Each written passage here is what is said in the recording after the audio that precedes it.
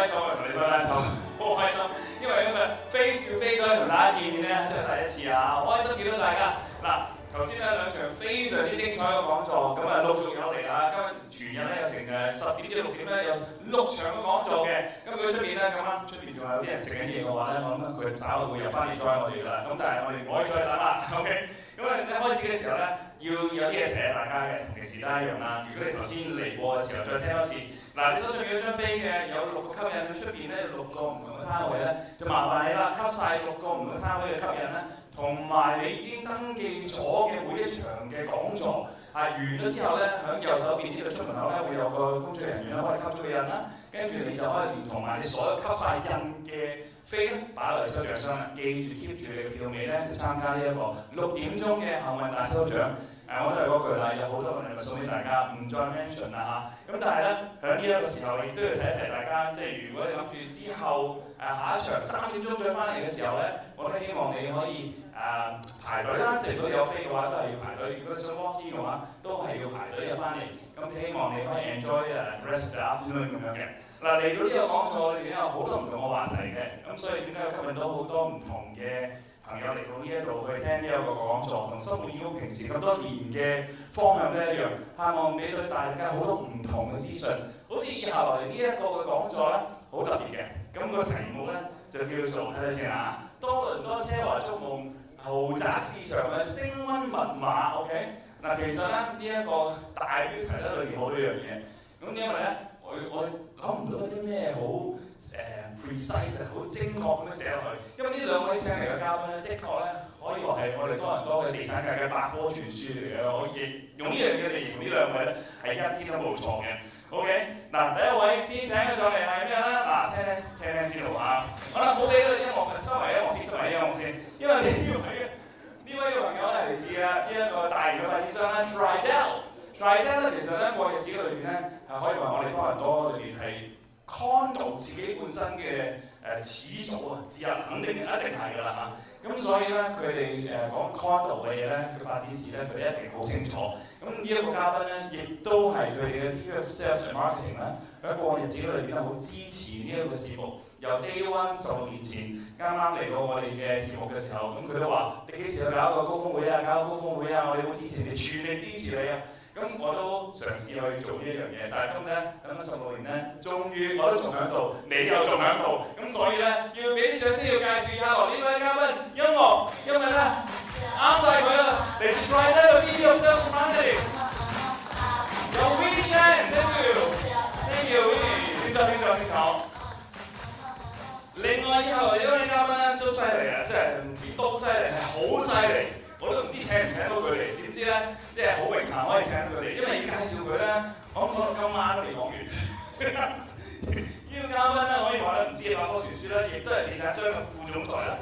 嗱，仲有啲好緊要嘅，加拿大房地產協會嘅安省地區嘅主任啦，亦都曾經係加拿大嘅房地產嘅學院全國嘅會長啦，國際嘅房地產聯合會嘅加拿大董事啦，亦都曾經榮獲呢個伊利沙伯2世嘅柏金禧年獎同埋參議院呢一個嘅表揚嘅獎項嘅，獲獎無數。佢係呢最佳嘅經理、最佳嘅傑出服務嘅，即係用佢畢生投入咗呢一個多倫多嘅樓房市場，絕對係我哋多倫多地產界環嘅百科全書。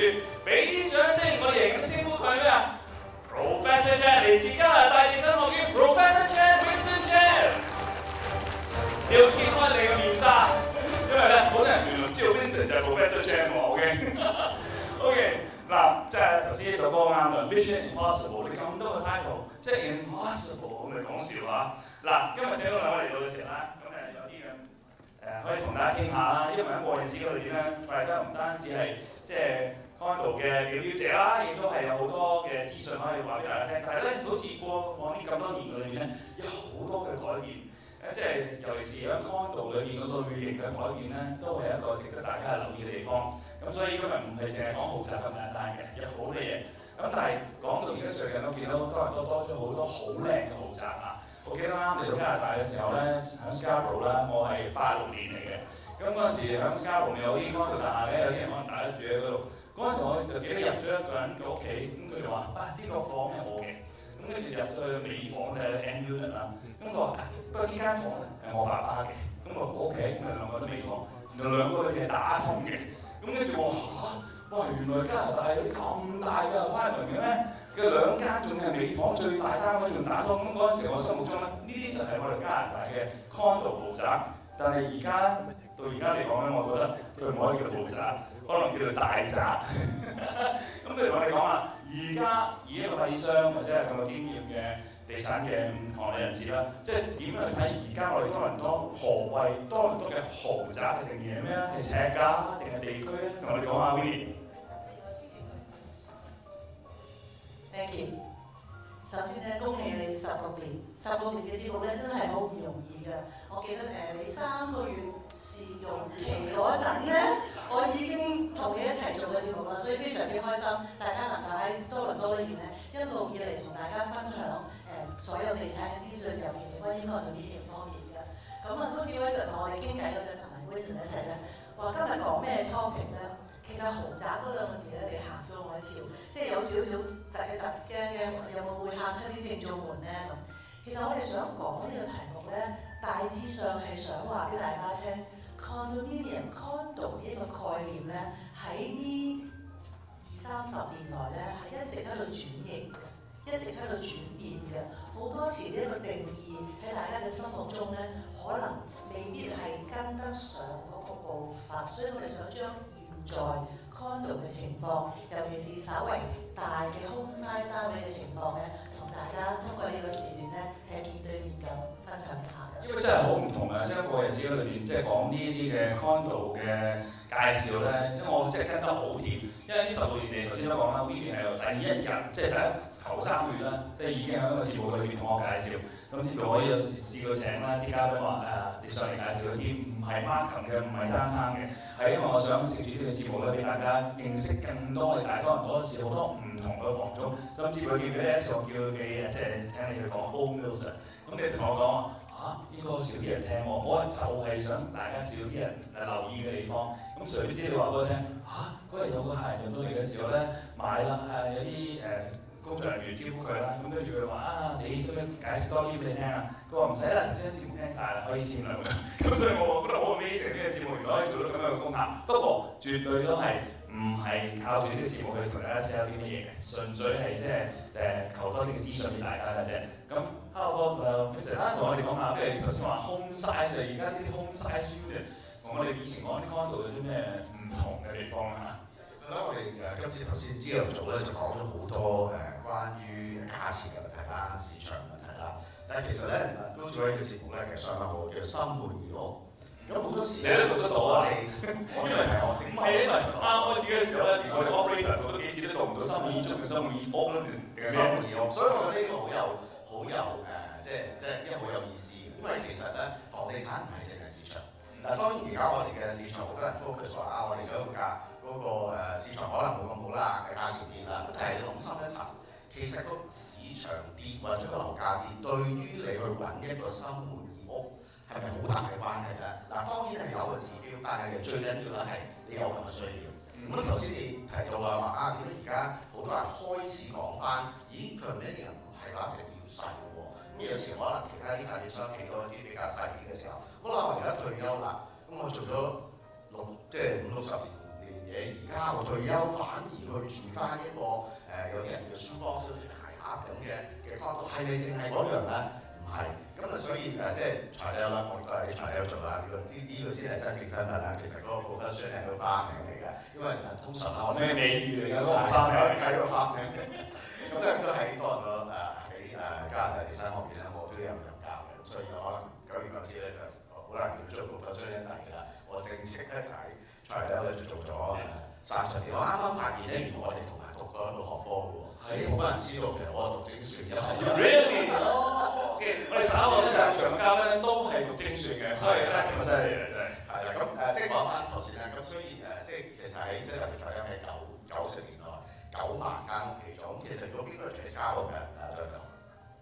其實喺 Scarborough 咧50% of the condominium 咧都係材料起嘅，咁所以呢方面咧我哋係即係了解到其實唔係話淨係即係一個世界，咪需要我哋叫 home size 開始，真係有咁嘅需要啦。即係嬰兒潮，同埋即係我哋嘅 Gen X 而家開始退休。咁開始退休嘅時候，佢哋所需要嘅房屋係咪細㗎啦？咁而家開始咧就可能可以開始大翻啲啦。所以咧，你好多時你睇到啲新聞嘅標題話，我哋好多嘅 listing 喺度啊，成個市場冇咁好，但係反問翻，你諗下而家其實平均股價唔係點樣跌，反而我哋最近咧點解你嘅所謂升溫咧？其實我哋都係幾想俾聽眾或者觀眾睇到咧，其實而家我哋叫 smart sizing 咧換樓嘅情況咧，其實係多咗啲。係啊，因為即係其實一路我都好 up to date 嘅，同你兩位咧同我傾嘅時候，因為佢話我聽，咦上年係慢咗喎，我係咪慢咗啊？咁佢話如果你話某一個價錢以下嗰啲嘅 unit 咧係慢咗㗎啦，我同你冇秘密嘅，所以你今日嚟到呢度我係將所有我知道嘅嘢都講翻俾你聽。咁但係咧，佢哋話唔係喎，而家個 market 好特別喎。就係過呢個11月啊、10月啊、12月嗰時候咧，咁 Tridel 裏邊有好多啲即係上咗咁上下價錢咧，即係講係200啊、300萬以上嗰啲，甚至乎更高嗰啲咧，係去得好好喎！哇，咁奇怪嘅！咁首先第一樣嘢就話呢個市場唔係應該大家都勒住褲頭嘅咩？咁嗰啲人係冇問題嘅咩？嗰啲人唔使借錢嘅咩？咁但係第二個問題就話，喂，呢個 market 咁得意，咁而家我嚟到加拿大，尤其是我哋中國大陸或者係香港嚟啲朋友，我哋話。梗係想住啲獨立屋㗎啦，點會走去住一啲大嘅 size 嘅 condo 㗎？梗係試下住大屋養番狗咁樣啊嘛，咁啊等你解解啦，即係呢個 market 係點嚟嘅咧嚇？好啊，嗱，其實咧我哋所謂豪宅嗰個名詞或者英文話 luxury 咧，同好多人傾偈咧都會覺得，我哋首先唔好講屋字，講其他嘢先。某一個年代我哋嘅概念咧 ，luxury 可能要着好多名牌嘅衣服啊，或者係揸咁有什麼牌子嘅車，即係用一個品牌好向外嘅去表現出嚟嘅。呢個時代已經過去咗。所謂嗰個 luxury 嗰個字咧，我哋要重新定義。所謂豪宅唔係話要去好張揚、好炫耀、好金碧輝煌去外表，或者甚至乎用價錢或者 size 或者地區去定呢個豪宅嘅定義。咁再諗一諗啦，如果我話我唔係淨要 luxury， 我需要乜嘢咧 ？I don't want luxury, I want the best。我唔想要豪啊，我想要好啊。咩叫好咧？大家嘅定義都唔同。譬如我個人嚟講啦，咩叫好咧？品質嘅保證啦，建築嘅藝術啦，售後嘅服務啦，好長線帶嚟俾我一種引以為榮嘅擁有嘅感覺啦，等等等等，呢啲對我個人嚟講咧就係好，就係好。所以咧，我覺得嗰個定義要隨住時間去改變。好似阿 Vincent 剛才講啦，生活異屋，有咩重要得過你住嗰間屋咧？有咩重要得過你屋企咧？咁當然啦，頭先高志威提過啦，我哋好多人新移民嚟嘅時候咧，會認為住一間獨立屋，或者住一間 townhouse， 或者住一間 condo， 邊一樣咧喺我心目中係最好咧？只有你自己知道，唔可以話其他人幫你去一個定義嘅。隨住時間，隨住我哋嘅生活嘅方向唔同嘅時候咧，大家對嗰個好字，對你嘅追求咧係有唔同嘅。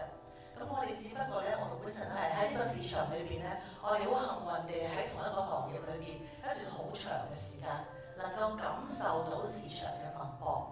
咁喺呢幾年，尤其是 Covid 之後，甚至乎呢2年個地產嘅溫度有啲降溫嘅時候咧，喺呢個 condo 嘅 market 咧出現咗一個現象，就係呢一啲自住嘅有 size 或者係地區或者係風景特別好嘅地方咧，係多人追求嘅，係多咗人咧係決定上樓嘅。而上樓嗰時咧係有選擇有揀擇，即係譬如話我中意某一個區，因為咧我係住開個區，或者我中意嗰度，因為我而家想睇湖景啦，甚至乎話我想住，因為咧我個孫咧將來我湊孫嗰陣咧會方便啲。咁但係呢個上樓嘅階段咧係要經過深思熟慮嘅。你喺你原本嗰個生活異屋嘅屋企裏邊住咗一段唔短嘅時間，要行出呢一步咧，係要一個好長期嘅考慮啦。市場裏邊間屋第日售出去嘅價值啦，甚至乎買咗呢間屋之後咧，好多人會認為呢一個咁嘅豪宅好嘅屋企，希望能夠好長時間住落去。咁我哋同 Vincent 咧就會見到喺 condo market 裏邊，譬如講翻大細嚟講啦，2000尺以外。3000、4000、5000去到7000尺嘅高度。喺多倫多咧，我哋係一直咁起嘅，亦都一直有呢個需求要去買嘅人咧，差唔多可以講話99%應該係自住嘅。呢樣嘢可能大家都好有興趣啊！嗱，我買唔起啦，咁但係咧，我就想了解下咩人去買咧？即係我哋多倫多即係好大嘅地方啦，即係唔係話一小住呢啲人全部住晒喺 Scarborough， 住晒響Markham， 咁但係咩嘅買家多咧？即係呢個我想了解下。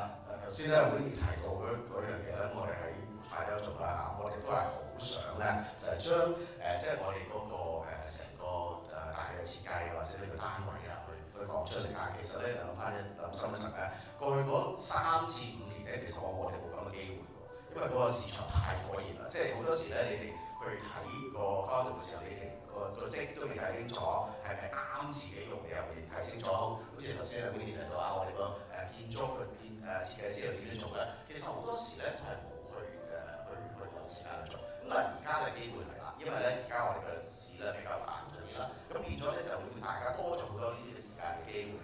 建築商亦都可以真真正正展示到我哋嘅實力緊啲嘢。咁同埋頭先你嘅需要咧，因為我哋係好多時間嘅需要去問你嘅需要。咁過去嗰3年我哋市場好似當然係好事，但係其實對於你哋真正嘅用家係咪有咁嘅好處咧？其實唔係嘅。咁好啦，頭先講到話嗰個市場乜嘢人買咧？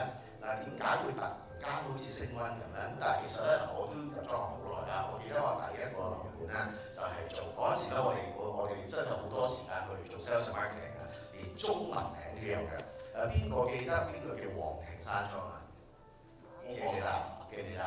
就係1994。我哋呢啲仲好後生，可能係啦，嗰陣時係個你哋太後生我啊，即係有翻咁上下年紀啦。咁啊，當時我哋去做一啲所謂嘅豪宅嘅銷售咧，係直情係有個中文名嘅叫黃庭山莊啊。1994年嘅時候，咁嗱當時咧我係啱啱初出同埋第一個 project 去買啦。咁啊當時咧你估或者你估覺得你覺得以前嘅市場難啲咧，定而家嘅市場難啲咧？我可以話俾你聽，係30年前咧仲難嘅。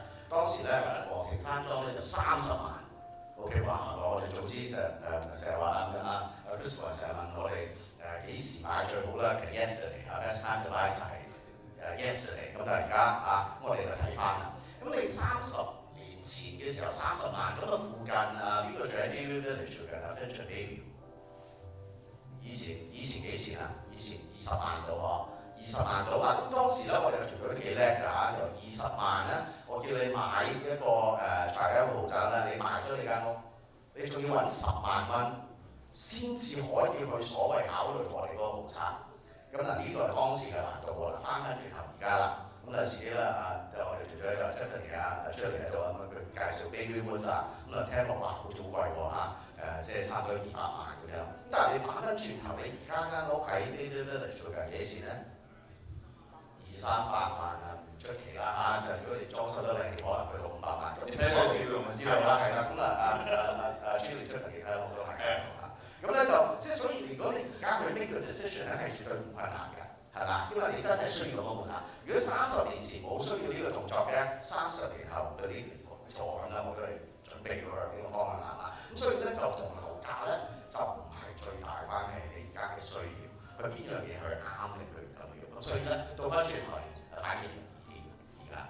頭先唔記得揭曉，黃庭山莊係喺 Bayview 同 Finch 黃金地段嗰度，係1994年嘅時候，30年前嘅嗰度。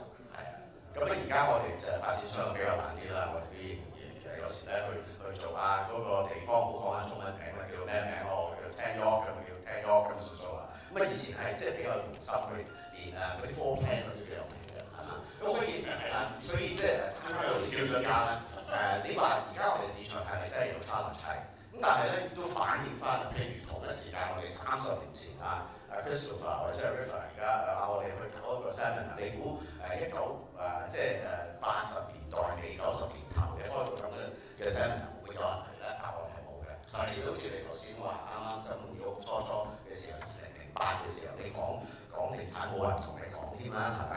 咁但係即係而家你睇翻咧，其實即係我哋個市場都係好，同埋多倫多本身咧係真係一個福地嚟嘅，因為我哋有個市場比較大啦嚇，700萬人啦，我哋未係好似 New York，未係好似 London，咁但係我哋而家慢慢開始去做咗個 major launch 就多倫先，所以咧長遠嚟講，我哋都係覺得係唔錯。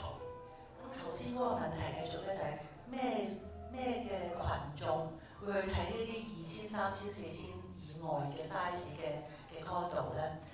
大部分咧係住過屋嘅，已經住過獨立屋嘅，享受過移民咗一段長時間㗎啦，亦都衡量個禮拜上個禮拜產完書之後話我以後都唔會再產啦，即係呢個講笑。咁但係咧，我哋買呢一種 size 嘅對象咧，差唔多全部咧都係本地加拿大。所謂本地人咧，咁我覺得加拿大多元文化啦，即係話族裔方面啊，有中國人，有韓國人，有中東嘅，有印裔嘅，有歐洲人，有加拿大出生，咩嘅族裔都有。但係佢嘅特點咧就係差唔多全部咧都係本地嘅用家，同埋咧都係買一間屋嚟咧就唔係一個投資嘅眼光啊，係好精心咁去選擇我自己由屋上車上樓。上樓嗰陣到底想上嚟嗰啲咁一個長線嘅地方咧咁。所以咧，真係睇到多倫多個 condo 轉變，尤其是嗰陣時同我講，哇！有啲買家上到嚟嘅時候，哇！呢個3500唔夠大，仲要拍埋隔離嗰個打通得唔得？因為而家有個就得你自己個彈性喺度啊，我得咁就做俾你。跟住我睇到聽到口都大話，唔係話3500尺唔夠住，仲要去到3000尺，哇！真係犀利喎！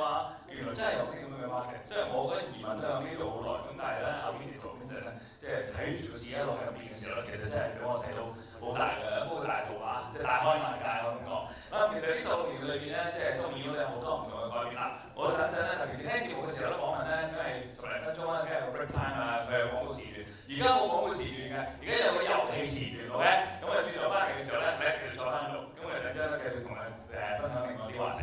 咁但係咧，我哋想問下大家啦，即係你都係問埋阿 Winnie 咁食嘅。咁知唔知道新盤義屋啊？嗱，我攞翻張問題紙嚟先嚇。新盤義屋呢16年裏邊咧，16年前啊開始呢個節目，即係2009年啦。呢個問題好得意。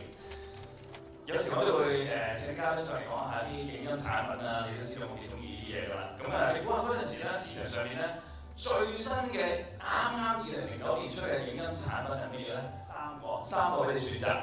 講完你先舉手，最快舉手嘅咧，逼到你答中嘅咧，就會送你一個特別嘅禮物嘅。OK， 嗱 A Blu-ray 碟機 ，B 第一代嘅 iPad，C LED 電視。OK， 冇嚟啦，我哋講1、2、3嚟，等陣先 ，Ready，1， 起，我哋跟住3之後先舉手。嗱，睇住咯喎，1、2、3，真係啦，真係冇錯啦。係 LED 你知定估㗎？我知。你知啊？咁犀利嘅，俾啲掌聲佢真係嘅 LED 電視啊！我哋查翻啊，原來 Samsung 同埋 LG 第一批 LED 電視40寸咧，就係代替咗之前嗰啲 LCD 電視，就係2009年啊1月啱推出嘅。我嘅節目係2月1號啊，但係其餘嗰啲咧犀利 Blu-ray 碟咧06年啦，但係我嗰陣時節目你都介紹過，請我啲嘉賓上嚟講嘅嘢 Blu-ray 碟嗰陣時89年，即係08、09先係啱普及啦。仲有犀利啦，我嘅節目原來係攞個 iPad 嘅，iPad 咧原來係2010年1月咧出嘅，所以我仲比你大1歲，你可以唔可以啊？可以啊，真係。OK， 俾啲掌聲你先。OK， 好。仲有一點問題，呢一個咧都幾特別嘅。疫情期間咧，嗱，我1分鐘咧，咁啊通常我屋企自家製作啦嚇，跟住擺上網俾大家聽啦，因為翻唔到電台啊嘛。咁咧就係有一個我諗住有啲咩得意嘢喺屋企可以預備一下咧，因為有好多資料收集嘅。咁嗰陣時咧就諗到不如咁啦，做一系列嘅項目咧係有關我哋嘅地鐵線嘅，多倫多嘅地鐵線。咁就藉住每一個嘅地鐵站咧，就上蓋咧講下啲咩歷史啊，有啲咩趣事發生啊，又順帶介紹下有啲咩嘅項目啊、新嘅發展咁樣嘅，都幾得意。好多人都追住嚟聽，足做咗好多集。OK， 我想問下你，足我做咗幾多集咧？呢個我1分鐘嘅叫做一個車站一個故事。A 70 B 75C 130。嗱，你知唔知？嗱，1、2、3，估你知咩隻眼嘅隻反應咁快？你講到第3，你先好舉手。1、2、3，嗰邊唔係識衫嗰位戴眼鏡嗰個女士，係啦，你估係幾多？70、75、130。75咧？75啊，係咪㗎？仔肯定75係啱嘅。點解咧？嗱，而家我哋咧加路線咧就停咗掣啦。咁嗰陣時咁啱都唔巧喎。我講到最後嗰幾集嘅時候咧，咁啊有站會出咗事啦，跟住你停駛咗啦。我又俾我講咗嗰個站喎。咁於是乎咧講完之後咧，啱就完成晒75個車站。如果你而家搭咧，我哋得翻70個車站嘅啫。但係如果你話130咧，係將來我哋加多2條線啦，仲有地鐵嘅舒緩線啦，單單再加多60個站嘅時候咧，就會有130個站啦。但係呢個答案咧就我諗係唔知幾耐，你問政府咧幾耐先同你講你130個站啦。咁總之咧，答案係啱嘅，俾個獎品俾呢位女士 ，thank you。OK， 嗱，我好多問題想問大家嘅，不過咧時間關係啦，佢要翻返嚟啦。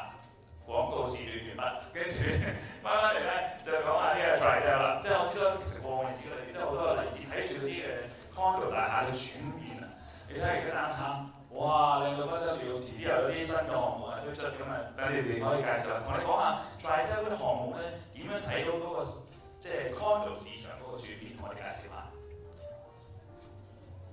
可能後面嗰邊有啲相咧可以睇到，不過第一個咧，我哋講下我哋有個 community 叫 Bayside Community 喺downtown湖邊嘅，咁好似我哋個節目裏邊咧都曾經 cover 過幾次。呢一個Bayside Community 喺13號地，佢嘅鬆明咧residential 咧係俾我哋1950間，即係近2000個單位啊。咁你諗下過去12年來，如果能夠起1950個單位嘅建築商，大部分都會起足1950個單位，呢個係正常運作。但係 Bayside 當時咧有4棟樓一共，我哋第一棟樓出咗嗰陣咧已經係一個 wake up call 嚟嘅。佢第一期2012年開盤嗰陣咧，我哋一棟樓裏面300幾個單位，大概做咗25% 嘅豪宅，大嘅 signature home size， 當年大嘅咧係講緊譬如話180萬以上嘅。嗰啲叫大單位，25%。將之一開盤嗰陣時係嚇咗一跳，大嘅單位係供不應求，搶大嘅，因為個個都要望湖，個個都要住喺即係嗰個大單位裏邊，反而細嘅賣嘅步伐冇咁大。咁呢個對建築商嚟講，無論我哋做幾多年都好咧，我哋要感受市場嘅脈搏。咁而此類推到第二期嗰陣瞓醒啦，25%唔夠啊，起個35到40%啦。夠，第3期一半唔夠，第4期最後一棟啦。咁你見到 Bayside 嗰個盤，呢度有個聲嘅。到第4期嗰陣咧，係我哋最後一個機會啦，最後一棟樓啦。卒之咧，我哋係起咗一個叫做Aqua Luna 嘅盤咧，佢好似係船咁樣嘅。咁嗰個盤嗰個嗰個盤嗰個建築師咧係由丹麥嗰度過嚟嘅。咁佢同我哋做咗75% 嘅大單位，到現時為止呢棟樓咧係今年落成啦。咁我哋手上面咧已經係即係賣出咗90%幾啦，仲有10鬆啲個咁啦。咁 size 方面咧，佢會去而家喺度手上嘅單位咧係大概由250萬到1000萬左右嘅。有冇呢個市場咧？係有嘅，因為我哋係頭先我講翻轉頭啦，建築商係攞到1950個鬆明嘅單位。而家我哋4棟都設計晒賣緊啦，一棟係有900個單位啊！即係話好反常嘅呢一種做法，有咁高嘅 density， 我哋將佢去到咁低，因為市場嘅脈搏話俾我哋聽係有咁嘅需求。咁亦都好似頭先話啦，以前起到第2期嗰陣咧，有一位過嚟睇嗰陣，買咗一個單位350萬，我隔有加埋未買埋打通，呢種情況係多倫多不停都會發生。因為我記得呢一個位置咧，我唔記得係我真係冇參觀過，但係嗰陣時咧記唔記得我哋節目裏邊咧訪問咗講 Prime TV 一個嘅電視節目咧，拍咗好幾集嘅，請咗啲西人咧嚟做訪問㗎嘛，就叫做Lux Estate Toronto。跟住我睇嘅時候咧，就見到啲老友記咁拍我啲西人嚟嘅，咁啊請佢上嚟介紹下。跟住我睇下嘅時候，睇到第幾集啊，發覺原來呢一等嘢咪就係 Tridel 起緊其中一棟啦，呢個係第3期定第4期啊？嗰隻係第3期，哇！哇！你完全唔知道原來喺多倫多咧有啲咁嘅類型嘅豪宅，你上去如果你有翻 TV 咧，你去 Lusting Toronto 咧，你可以欣賞翻。不過嗰個節目咧做得粗口嘅，咁就咁另外一樣嘢，另外一件事啦嚇。咁但係嗰個節目啲影到我哋多倫多咧，又如一個荷里活一樣。哇！裏邊啲豪宅靚到嗰個極度咧，你係冇諗過原來多倫多有啲咁樣嘅豪宅。原來其中一間咧就係而家介紹緊其中一個 project 就係 Israel。其實咧，你睇翻呢個 project 咧，點解都係而家咁多人睇到啦？除咗外觀之外咧，如果你行去當間你冇辦法嘅時候，咁你睇到佢係成咁。你話呢個建築商係咪我哋呢個建築師人哋本地嘅？呢個係喺高嗰啲 3SM 過嚟去設計㗎。咁所以咧，而家慢慢咧，其實而家你睇翻你住開嗰個時候咧，呢個好似頭先都提過咧，一個 private ownership 啊。你去行去你個大廈嘅時候，係咪淨係你個單位？係咪淨係你自己嗰個單位咧？其實唔係，出邊咧呢個本身係一個 landmark 一個 area。咁同埋咧，都而家我哋發覺，而家我哋個 lifestyle，我哋唔係賣 condominium 啊，淨係買一個 condominium 俾我哋啦，係成個 lifestyle。咁我哋都有一個 approach 喺 front end 個 dining 係叫做有邊個人去過到啊？到係啦，呢就係我食嘢都食過啦，真係啦。係啦，咁所以咧，即係除咗你話我係裏邊嘅豪宅嘅時候啦，咁佢裏邊嘅生活嘅配套係點啦？咁好多時咧，有時我哋話，咦，我哋去單住咧，臨時帶嗰個建築商起咧，有時咧你睇唔到個 lobby 嘅喎，點解咧？因為你而家入到一啲單嘅大廈裏邊咧，你點解會睇唔到佢個 lobby 或者睇唔到個 concierge 咧？就你發覺咧，你所有嗰啲 parcel 咧就擺晒喺嗰個即係個保安台嗰度，你完全睇唔到個 lobby。咁啊，你要CCR 原來原來都少位嚟下我啊，你邊位啊？俾到遮住晒。咁但係即係如果而家新嘅，你去到柴灣大裏邊咧，我哋擺咗好多嘅新嘅科技喺裏邊。譬如你話有 parcel 嘅時候咧，我哋有一個就係 Amazon Locker 我哋 manage 個 parcel 啦。咁甚至你而家入門口，我哋咁唔想帶鎖匙啦，用電話可以入到去啦。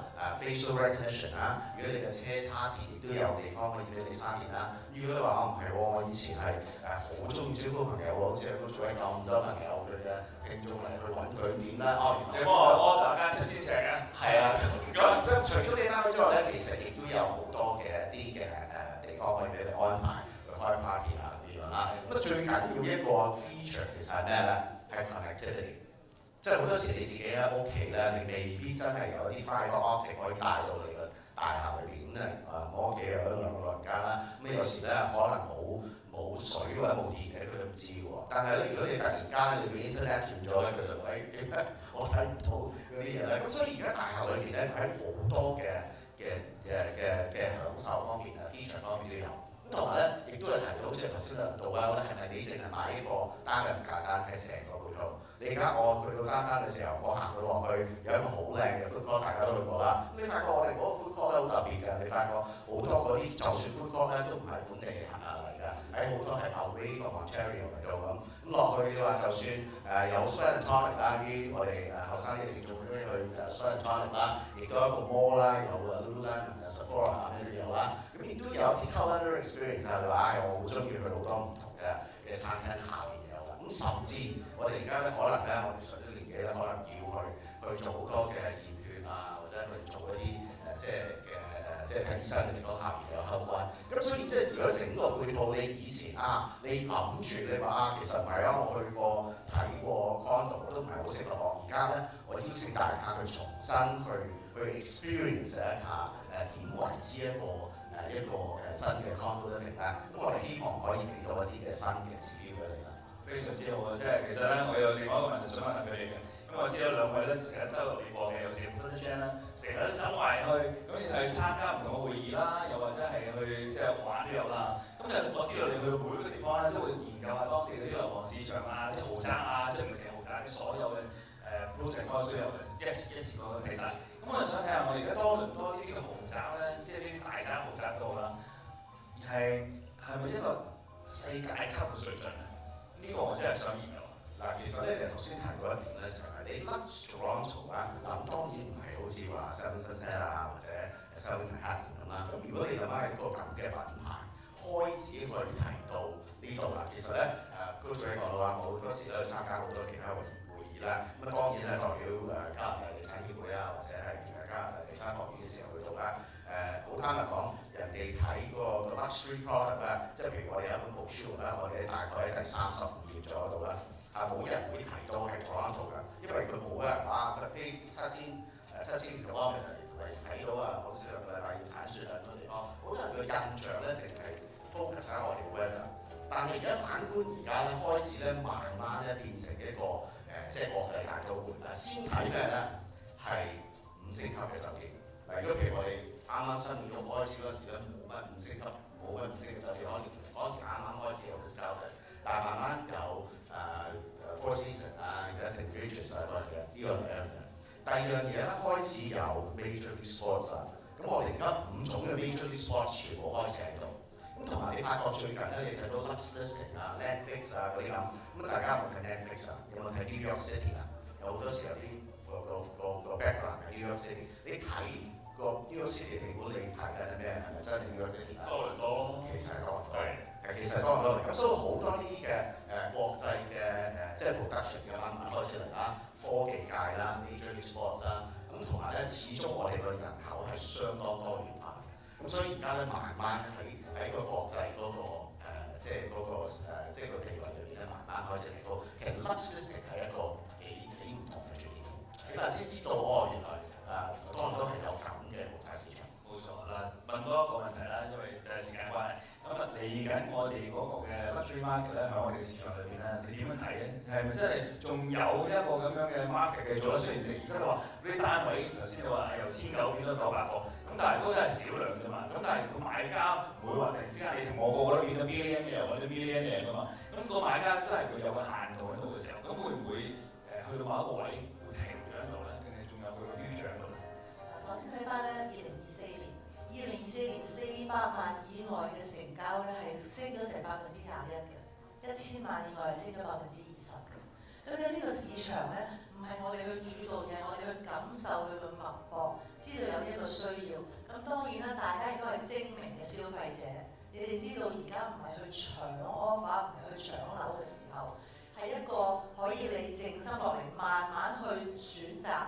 去 negotiate， 所謂買家賣家大家都清楚市場嘅走勢嘅，係喺一個好 civilized、好 harmonized 嘅狀況之下，去議價，去作出一個決定，而唔係一個急速俾人去逼住一種環境之下去做呢個決定。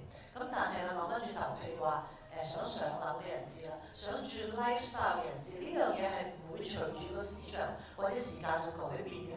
每一個人都有呢一個時間係需要，我好似要行樓梯咧，唔行樓梯咧，攤開車鏟雪咧，我成日出門我要 condo。好啦，講翻 condo 啦，喺揾呢一啲所謂嘅豪宅大 size 嘅 product 嘅 home size product 嘅時候咧，好多時咧個目光都會第一，我中意嗰個區係咪我認為最好嘅區，或者係最方便我自己嘅區，或者我嘅生意喺嗰度區咧。另外咧，好多買家咧都會想大概成個區裏邊咧嘅單位都係偏大，都係偏自住性質嘅。呢一種需求係有明顯見到嘅。咁因為咧，你會覺得即係等於你住一間屋，你唔想你自己間光室 house 側邊隔離嗰啲全部都係唔同嘅嘢，係想大家嗰個 community 咧係比較接近啲。所以我哋發覺咧，好似頭先有其中一個同學跳過咗啦，喺Bayview同 John 街，我哋喺Market Farmville 嗰度咧係有一個樓盤喺高爾夫球場附近嘅。2棟樓加埋100個單位，佢成棟樓係喺 Covid 封城前1個禮拜開盤嘅，我就記得我上個節目嘅。封城前1個禮拜開盤，而家今年落成咧已經係賣出咗90%幾嘅，全部係自住買家。但係買家嚟買嘅時候，對我哋嚟講咧，第一中意高爾夫球場景，第二上樓即係話由屋換過嚟嘅，3-4年前買落，有時間去諗搬屋嘅，唔係一嘢要搬啊。第三最主要就係我中意成棟樓都係自住嘅 size， 咁呢一個係每一個買家嘅個眼光度。咁當然係地區啦，譬如北洋區或者係 Markham Richmond 等等嘅地區咧，大部分呢一種 size 嘅屋咧係會希望係最少有3個房或者加個書房嘅幾套洗手間。但係調翻轉頭啦，我哋落到 downtown 咧，我見到去到4-5千尺嗰啲就2房嘅，因為嗰個 concept 唔同啊，佢哋所要求嘅對象唔同。可能2間房，可能2個 home office， 但係佢唔需要咁多個 bedroom， 所以我哋會係根據每一個市場嘅需求。但係你哋身為買家或者準買家或者想換屋嚟講講咧，呢一個走勢咧係不容忽視。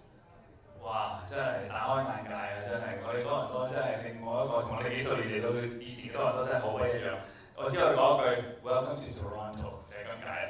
OK， 喺度咧多謝兩位啊，好開心啊！即係有在得兩位嘅 EP 同我哋講下呢一個話題。但係咧，我知道咧，頭先都係啦。如果每一個人手上面咧有張紙筆啦，同埋有張紙咧，寫上啲問題嘅話咧，我都知道時間關係啦，可能都係只係問得兩位呢兩個問題嘅啫。咁就希望咧就踴躍啲，咁跟住之後我哋兩位嘉賓咧就會有啲嘅禮物送翻俾大家。咁亦都如果嗰啲問題自己本身咧係有用嘅，咁亦都會用翻嚟將我生活演屋嘅節目裏邊咧，同啲嘉賓繼續暢談呢啲嘅話題嘅。因為我哋即係暢所欲言。你知唔知我話俾你聽啊？當大家上街嘅時候咧，嗱，你寫你個名話你出街。我請兩位嘉賓咧，我心諗其實咧呢一節咧，我可以唞佢出去飲杯茶食個包。因為基本上呢兩位嘉賓咧，佢兩個自己可以講幾個鐘都講完嘅，其實都唔需要我喺度㗎啦。咁所以但係咧，我又想學下嘢，所以我同佢講：你俾我坐喺度聽下得唔得喂？趙力，但係如果唔係你嘅號召力咧，我哋在場有咁多嘉賓喺度。最緊要係多謝晒所有嚟到現場嘅嘉賓，即係今日咧13位嘅講員咧，都係精心同佢安排，希望即係帶俾大家唔一樣嘅生活喐嘅節目嘅感覺啦，同埋唔一樣嘅呢個話題，等你更加認識多倫多嘅樓市場，呢個係相當之重要嘅。咁當然啦，稍後嘅時間咧，亦都會希望大家留低下咧，抽完獎嘅時候咧留低，因為等陣我哋會有一個好簡單而隆重嘅設頂儀式咧，同大家一齊慶祝佢生活要嘅16週年嘅嗱。咁我前面咧，嗱我都係抽嘅啫，抽幾張嘅，因為我唔係好知道邊條問題咧比較適合。嗱，不如咁啦，OK， 呢度啊呢個幾好啊呢個講下市嘅，即係雖然頭先講啲係我哋唔同嘅樓房市場嘅問題，但係呢個咧係最直接㗎啦，即係話幾時我哋見底咧，我哋嘅市場見底嚟咧，啊我呢個幾好嘅問題，不如OK。嗱，其實咧，即係你問呢個問題咧，我哋係冇 crystal ball， 不過有個 crystal 喺度。咁咧就喺其實個 market 咧，如果你去買樓嘅時候咧，我頭先提過咧，就唔好俾呢啲嘅數據影響太多。咁有一樣嘢我哋冇頭先提到出嚟嘅咧，就係當然而家咧我哋嗰個樓宇供應係多咗好多。咁先諗翻樓宇供應點解會多咗好多咧？就係過去4至5年嘅時候買樓花嘅時候，大家都好熱切去買樓花啦。而家咧就啱咧，就係去即係收樓嘅時候啦。咁咧就啱真係一個 perfect storm， 冇人知道我哋個利息會去到咁高，有好多嘅唔同嘅戰爭，有好多唔同嘅影響。咁呢方面咧都對於個信心會比較差啲啦。咁同埋咧，亦都係如果你信心嘅問題嘅時候咧，亦都好多個 resale 出翻嚟啦。咁所以呢個係一個短期嘅現象咧，我哋係需要時間即係去等呢個市場慢慢消化。咁但係好處係咩咧？好處就係如果你 compare 翻你3至4年嘅時候，你真係想去睇一個角度嘅時候，你冇一個時間去真係去睇清楚。而家建築商 more reasonable， 即係我哋都好多建築商 Isaac 都喺度啦，我哋會more reasonable 啦，多啲時間去真係去設計一個你啱用嘅樓啦。咁啊同埋咧政客方面都係自己見到好多政客啦，咁佢哋 policy 方面都會多啲啦。咁同埋最主要咧喺買家方面咧，你係多啲嘅選擇。咁你話佢會去到幾時咧？咁我哋講嗰頭先嗰個供應嘅問題啦。供應咧其實咧，我哋喺疫情嗰陣時開始已經減壓咗個建築啦。咁嗱，當然我哋有少少嘅小陽春啦，啱即係嗰個市場去完咗 COVID 嘅時候，我哋係好熱切嘅。咁但係除咗嗰段嘅小陽春嘅時候咧，其實我哋本身大家嘅建築商咧都冇開始起過嘅。咁甚至而家我哋都係比較難推出嘅市場啦。咁而家雖然有咁嘅問題，但係如果你去到2027、2028嘅時候，諗清楚，咦，我哋以前賣嘅已經都開始慢慢消化晒喎。咁有冇去補足呢啲嘅supply 咧？因為其實如果你整體嚟講咧，你知道我哋本身我哋有咁多人，亦都係有移民嚟緊嘅時候咧，其實我哋供應不嬲都係唔夠嘅。咁如果我哋而家停咗喺呢幾年裏邊，起到去幾年之後嘅時候，嗰個供應會點咧？咁我相信咧個需求咧唔會點樣跌嘅，因為而家我哋係去睇翻咧，係而家係應驗市詞啊、潮啊，或者 Gen X 啊、Gen Z 啊，嗰個係一個好大部分嘅買家係需要去做。咁都係講翻嗰句所以好似咧呢個節目個名號生活義屋，呢個係你自己屋企、你自己家，有時唔需要太 financialize 啦。坦白講，我哋而家個 market 點解即係變咗少少咧？就係有一啲將我哋嘅建築嚟擺咗好多心機去做一個樓盤俾你嘅時候咧，你將佢嘅變咗 financialize 咗佢，淨係去 focus 嘅投資。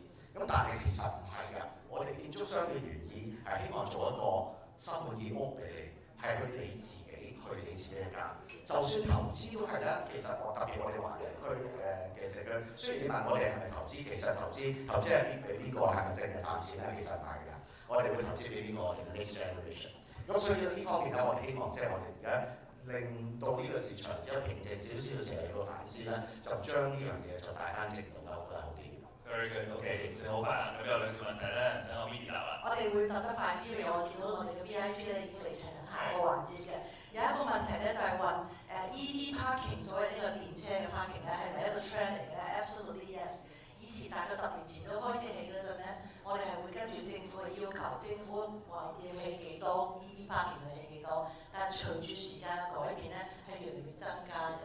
咁一棟 condo 平時個車位裏邊咧有分開兩種。一種咧已經有個 EV charger install 咗成嚿 charger 喺度嗰種，呢個係一種。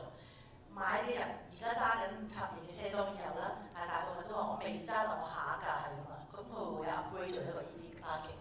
而第二種咧就係有個 rough-in 啊，因為而家所有嘅樓咧都係 LEED 嘅 requirements， 所以好多普通車位其實佢已經有個 rough-in， 即係話咧將來你再要去拉線，再要去再 charge 嗰陣咧係 possible 嘅。呢個係快嘅短嘅答案。咁最後有一個問題咧，就係話而家我哋公司喺 market 有冇樓花盤咧？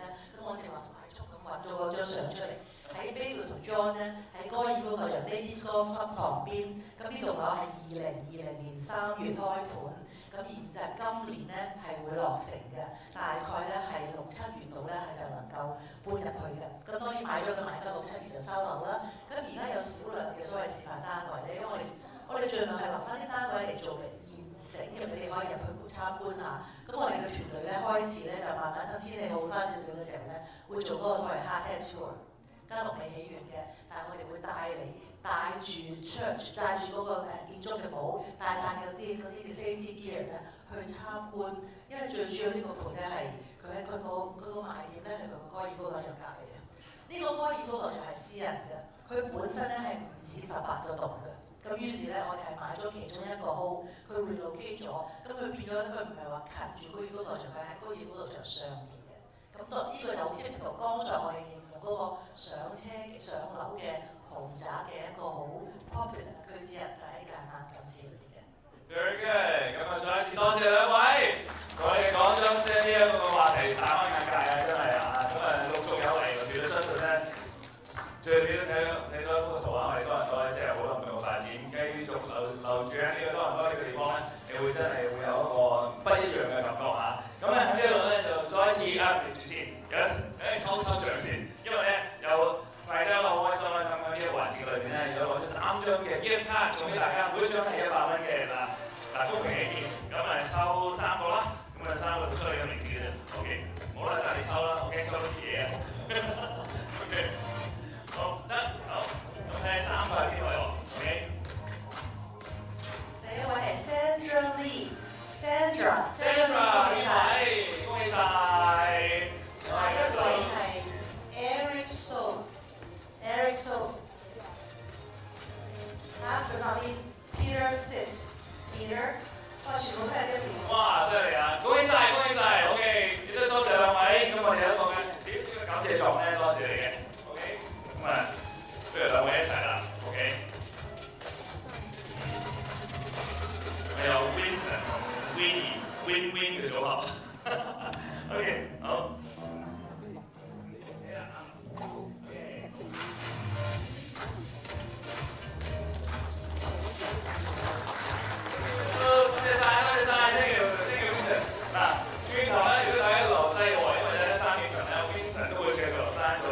我哋嘅嘉賓咧組合俾大家啲唔同嘅話題嘅。嗱，而家呢個時間咧，請大家留低喺度先，因為咧我哋有啲特別嘅嘢要做嘅，因為咧好開心啦，今年已經16週年啦。